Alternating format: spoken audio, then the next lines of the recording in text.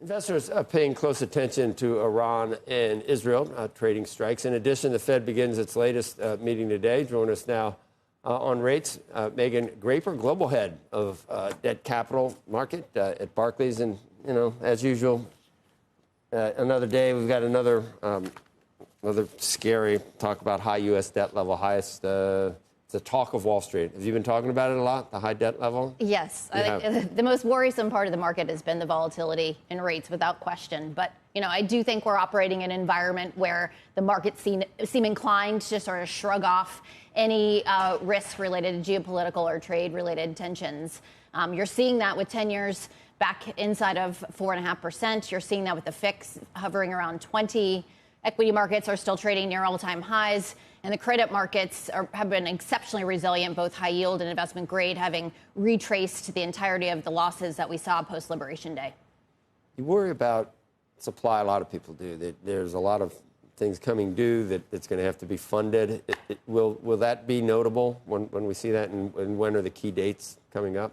You know? It's actually been incredibly resilient as we look at credit market activity. In fact, we are teeing up to have a record first half, absent the COVID acceleration of debt, and that's been met with outsized demand. So there's really no shortage of liquidity in the system. I think as we think about maturity walls, they are manageable investment grade.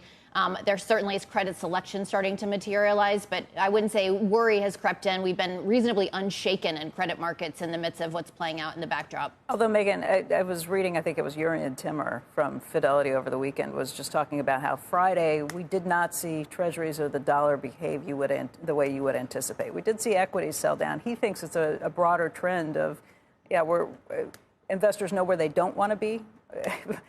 But they haven't really decided where they want to be. He does think it's something that investors, on some level, at least the margin investors, are stepping away from both treasuries and the dollar as a safe haven. You don't agree with that? You know, we've seen 3 sequential auctions now that I think have alleviated some of those fears. So the 10-year auction last week, the 30-year auction, both met with outsized indirect and direct bidder participation. And then the 20-year, which had been sort of the catalyst for a sell-off last month, actually was a reasonably benign outcome as well. So we get April tick data tomorrow. It'll be interesting to see, is that foreign bid, is the sell, the America trade actually materializing? Right. We've yet to see it in the rates market, absent China, who had already been paring down some of their exposures. And in credit, you know, which was arguably most vulnerable to this migration of liquidity, we're 22% held by non-U.S. investors in credit. We've actually seen an uptick in participation from the Middle East, from Asia, from Canada. There's been no shortage of a bid from the international community. The Fed, I think, is in a pretty good place, I think. They don't want to make another mistake, being too late one way or another. And I don't know, the president always wants lower interest rates. They're in a position where the labor market's strong, inflation numbers have been great. They have time to wait for more data. I think you're exactly right, Joe. I mean, at the end of the day, their job is a bit more difficult after the events that materialized overnight. Certainly, Middle Eastern tensions sort of playing into the inflation dynamic and clouding what was already an uncertain economic landscape. We've yet to see tariffs really show up in the hard data.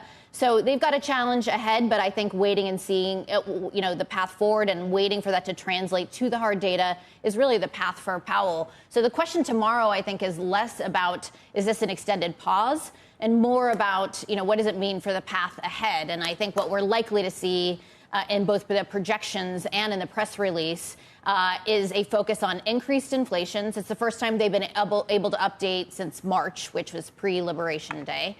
We're going to see a downgrade of growth, and we're going to see one cut arguably pushed into next year. So patience is the name of the game, and we're aligned with that view at Barclays. When we finally get some cuts, will we like them? Will it be for a good reason? Will it be a good cut because inflation is low, or will it be a bad cut because we're worried about economic growth? I do think we're going to see a growth contraction, but I think the worst case scenarios have been eliminated at this stage with the retracement we got on the tariff front. So I think they're waiting to see peak price pressures really bake in September, October to actually affect those cuts. But I think they will be measured. I think we're talking one cut in December, 3 cuts in 2026, and maybe an incremental cut over 2027. So I think they'll be, for the right reasons, appropriately conservative here. Nonetheless, I think well received by the markets. So you do see a little bit of a growth slowdown. Do you see a increase in inflation based on tariffs like in the next 6 weeks? Oh, without question. Really? Yeah, and we're already starting to see signs of that. I think there was a Fed survey that came out suggesting that businesses were going to pass through about 50% of tariff costs to the consumer. You're starting to see some margins contract in response to that. And you're seeing anecdotally in earnings releases. So we'll get another round of earnings season to sort of assess the implications. But it does feel negative for inflation as we move ahead. Even though it's been really positive. So you almost have a little room for I mean, it could get back to where we thought we'd be a month or two ago. Well, we thought it'd be much worse. I think it's going to be short-lived. So it's a one-time price effect. I think what the Fed wants to do here is sort of eliminate the possibility or temper expectations of a Fed put, because they too, I think this is a one-off event that will be baked in by the fall and be cleared up as we move into 2026. All right. You expect anything interesting to come out of the net? We'd like to have something interesting because we're talking about it. It's one of those Fed meetings. Anything that were unexpected that we could hear? I think it's going to be a more hawkish bias than the market is set up for. So certainly more cuts are priced into the market looking at Fed fund futures. And ultimately, you can see some rate vol in the front end of the curve. I don't think anything to derail functionality of markets at the moment. So you think they could say things so that the Fed futures aren't quite as optimistic about cuts? I think we're going to push one of those cuts into next year. And the market's not set up for that. What they say today. Well, the market's pricing in one cut in October and one in December. We think that October cut feels premature. Okay. Where are you based? You based here? A couple blocks up the road. Yeah, okay. This is the first time you're in studio, or you've been in? Yeah, I'm usually virtual. And it's early mornings. I don't know how y'all do this. You back to work or not?